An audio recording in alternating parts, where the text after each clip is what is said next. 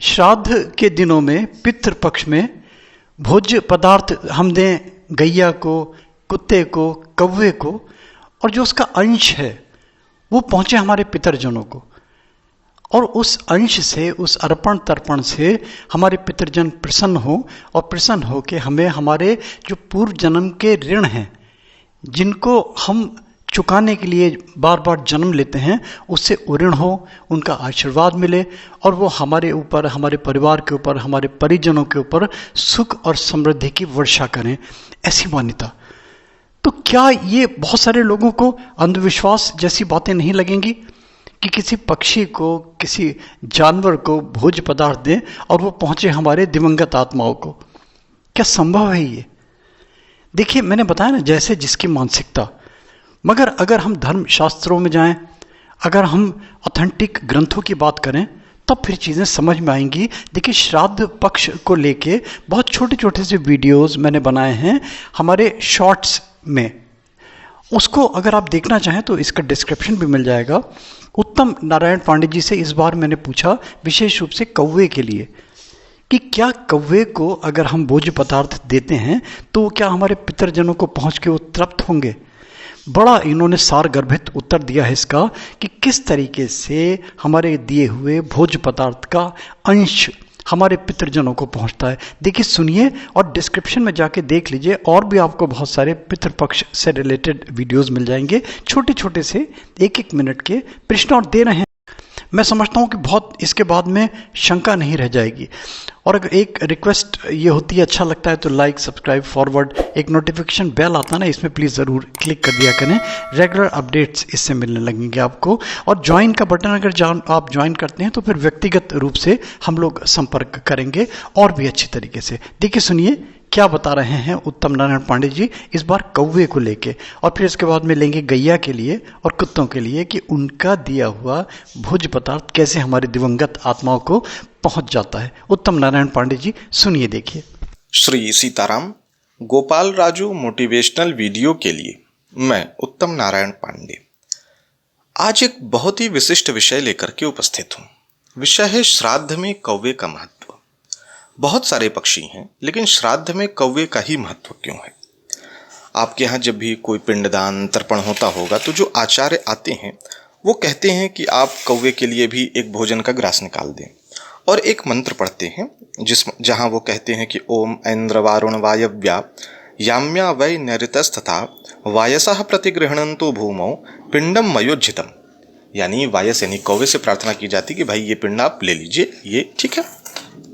तो कौवे को ही क्यों? कबूतर को क्यों नहीं? तोते को क्यों नहीं? गौरैया को क्यों नहीं? बहुत सारे पक्षी हैं।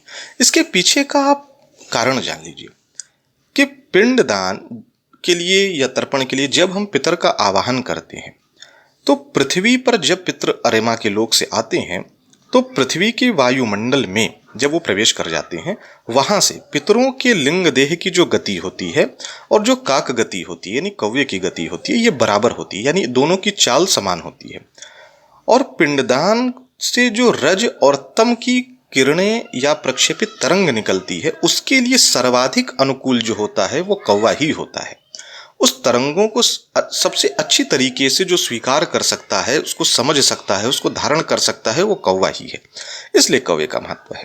इसके साथ ही साथ कौवे के शरीर में जो स्थित सूक्ष्म कोश है और पितरों के लिंग देह में स्थित जो आप तत्व है, ये दोनों बराबर होता है। आप तत्व की तुलना आप जल से कर सकते हैं, तो ये दोनों बराबर होता है। इसलिए कौवे के शरीर में पितर प्रवेश करके आपकी दी हुई भोज्य सामग्री को सर्वाधिक अनुकूल तरीके से स्वीकार कर सकते हैं। उसमें वो प्रत्यक्ष रूप से कौवा भोजन करता है और अप्रत्यक्ष रूप से उसकी तृप्ति पितरों को होती है। तो इसलिए भी कौवे का सर्वाधिक महत्व है। इसके साथ ही साथ कौवे के माध्यम से जो पिंड से प्रक्षेपित होने वाली सूक्ष्म वायु होती है, क्योंकि प्रत्यक्ष रूप से तो पितर प्राप्त नहीं करते, तो उसके जो घ्राण है, उसकी जो सुगंध है, जो उसके सूक्ष्म वायु है, उसको ग्रहण करके सूक्ष्म रूप में पितर तृप्त होते हैं और उससे उन्हें ऊर्जा मिलती है। और वही ऊर्जा उनके संचरण का सर्वाधिक बल होता है। यानी भिन्न लोकांतर की जो वो यात्रा करते हैं, आते जाते हैं, अरे माँ के लोक से पृथ्वी पे आते हैं, अपने घर को देखते हैं, अपने वंशजों को देखते हैं, आशीर्वाद देते हैं या श्राप देते हैं, जो भी होता है वो वही सूक्ष्म ऊर्जा उनका भोज्य पदार्थ है। और उसी के माध्यम से वो वायुमंडल को भेद के आगे के लोकों में आते जाते हैं। जो पिंडदान की क्रिया होती है, तर्पण की क्रिया होती है, श्राद्ध की जो भी क्रियाएं होती हैं, उसमें जो स्थूल ऊर्जा है वो पितरों की वासना कोष को तृप्त करती है। और ये स्थूल ऊर्जा कैसे प्राप्त होगी?